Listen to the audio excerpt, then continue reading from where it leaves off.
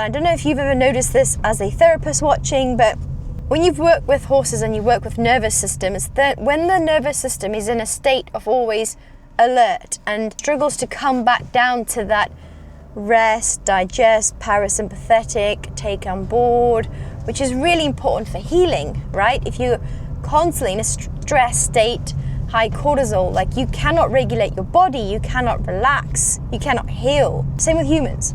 And I was like, this horse, I didn't want to do too much treatment on him because his nervous system was struggling to actually let go. Like, I watch the horses and I really want them to like take a really big breath, inhale, exhale, and like release after the treatment. And to be fair, I was patient and persistent, and he did give me a couple of deep breaths in and out, but it wasn't the complete let go. He never really licked and chewed. And again, all signs of like chronic pain, chronic overstimulation of the nervous system. Oh my gosh. Okay. Have you ever had a horse that head shakes? Comment and let me know. I would love to get in contact with Dr. Audrey Declue. Dr. Audrey, please can I speak with you? Please come on my podcast. I want to be in your brain, as weird as that sounds. Today I met a head shaking case who the owner has been struggling with this since April. So we are now in September. So April, May, June, July, August, September, 6 months. She's only owned the horse for a year. So 6 months out of the 12, her horse has been unrideable, lame, head shaking. She's taken it for a CT scan. She's taken it to the best experienced vet dentist in the country who says it's a seasonal issue. She must not worry about it, the head shaking. She has taken it to a big practice up in the UK, and they've said, well, this issue cannot be in the body, we mainly look in the limbs. What? Come on! Dr. Audrey, you've probably fallen off your chair by now if you're ever watching this. If you are watching this, please contact me because I would love to meet you. By the way, I'm going to be ringing you. So if you're not going to answer, I'm ringing you about this case. So in the UK, we can't diagnose, we're not vets, so I cannot legally diagnose at all. All I can do is apply the AAA approach. I look for patterns, I look for restrictions, and most importantly, I look at my horse that's in front of me. This horse screamed pain, discomfort. From his eyes, you know those wide eyes with the whites in their eyes, to his really crinkled nose, to his lightly being around him, you feel like he wants to just move away from you because he's afraid that he's going to get hurt, not from his owner. But if your body's in pain, right? If you're uncomfortable, you don't want anyone to touch you. You just want people to leave you alone. And, you know, I believe horses are the same. You're a bit like, just please don't touch me. I'm uncomfortable. Leave me alone. And they're definitely not being naughty. They're definitely not being rude. They are saying they're in pain, and it's our duty, our responsibility to figure out what that pain is. Before I saw this horse, I was sent over a book of different vets it's been to, diagnosis or misdiagnosis, or just the vet history. And I said to the owner, thanks for sending this through, but I'm actually not going to look at it because I don't want to be swayed. I'm going to look at this horse with a fresh pair of eyes and see what I feel, observe in front of me today. And then afterwards, of course, if I need to, I'll refer to the vet notes and see what's happened, etc., etc. And you know what? On the left rein, the head shaking was so extreme. For the minute, actually, he didn't even want to go on the left rein, which is a huge indicator that he's got to be uncomfortable and he's in pain. The right rein, he would do it and he wouldn't head shake, but he still looked uncomfortable. He looked body lame. He looked so fixed and contracted through his pelvis on the right-hand side. So basically it looked like he was leaving his right side of his pelvis behind him. Like he was not connected at all through his body, through his back. He almost went around like a bit of a camel with his head elevated, neck elevated.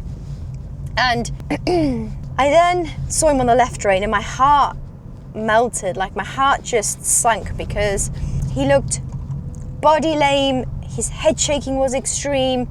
It's like a horse screaming out, like, I don't want to do it. And I just couldn't watch him anymore. Like, I just had to say, please stop.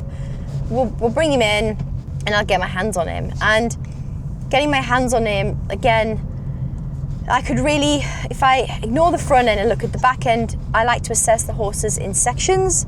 And that's how I treat them. But then I'm always, before I move on, I go back to the AA approach of asking, assessing, adjusting before I move on. And when I started on his pelvis, the amount of tension, the amount of restriction, but you know what, the most, like the area that really stood out for me was when you've been around horses a long time, or even people, you just get certain vibes of people that are a little bit highly strung, or they're just a little bit overstimulated, or constantly stressed or nervous person.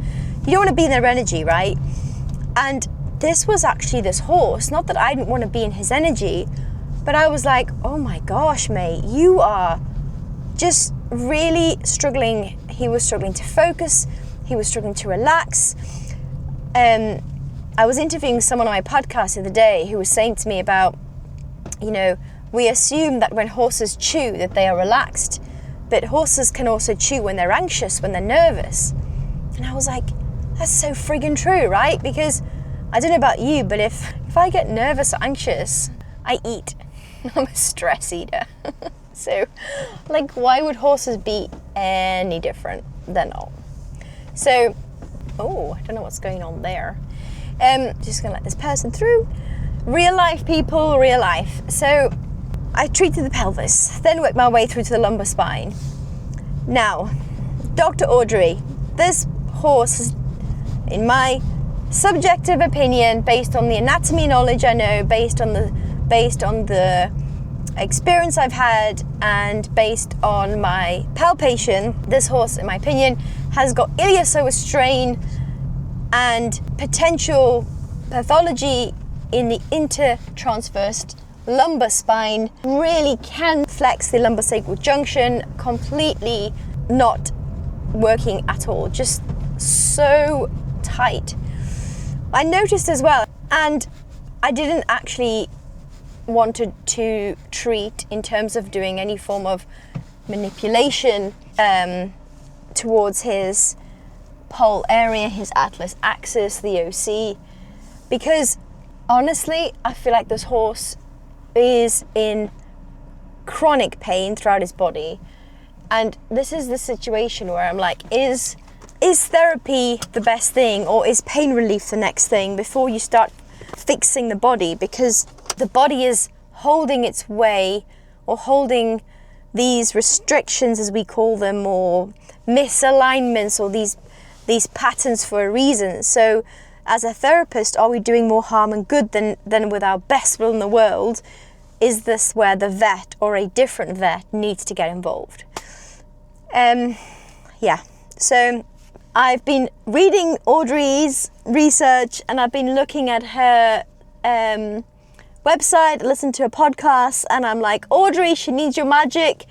One thing I can say is the nuchal ligament. Those horses that have been trained over bent, and like behind the vertical, they injure themselves up there, and they tear the ligaments, whatever it is, we can't throw too many terms around without scanning and making sure what's going on. This horse has that, and I'm thinking, we've got to start there. We've got to start the injury, old injury, whatever it was, and work our way. But we cannot say it's seasonal, and we cannot say it's behavioural, and we cannot ignore it. And I will not ignore it, which is why I'm doing this public outreach, and I'm going to tag you in it, Audrey. But also, more importantly, why I can't say no to these horses. And even though I'm not the vet, I will find a vet that will help us, because the owner's not giving up, I'm not giving up. And why do we do it? Do it because, I don't know, we friggin' love them.